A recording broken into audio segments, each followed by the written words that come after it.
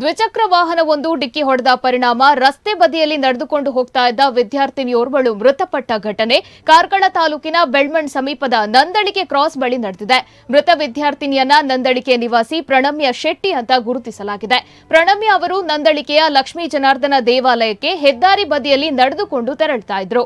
ಈ ಸಂದರ್ಭದಲ್ಲಿ ವೇಗವಾಗಿ ಬಂದ ದ್ವಿಚಕ್ರ ವಾಹನವೊಂದು ಡಿಕ್ಕಿ ಹೊಡೆದಿದ್ದು, ಇದರಿಂದ ಅವರು ಗಂಭೀರವಾಗಿ ಗಾಯಗೊಂಡಿದ್ರು. ಕೂಡಲೇ ಅವರನ್ನ ಆಸ್ಪತ್ರೆಗೂ ದಾಖಲಿಸಲಾಗಿತ್ತು. ಆದರೆ ಚಿಕಿತ್ಸೆ ಫಲಕಾರಿಯಾಗದೆ ಅವರು ಕೊನೆಯುಸಿರೆಳೆದಿದ್ದಾರೆ. ಪ್ರಣಮ್ಯ ಮುಲ್ಲಡ್ಕ ಆಂಗ್ಲ ಮಾಧ್ಯಮ ಶಾಲೆಯಲ್ಲಿ 10ನೇ ತರಗತಿಯಲ್ಲಿ ವಿದ್ಯಾಭ್ಯಾಸ ಮಾಡ್ತಾ ಇದ್ರು. ಈ ಬಗ್ಗೆ ಕಾರ್ಕಳ ಗ್ರಾಮಾಂತರ ಠಾಣೆಯಲ್ಲಿ ಪ್ರಕರಣ ದಾಖಲಾಗಿದೆ.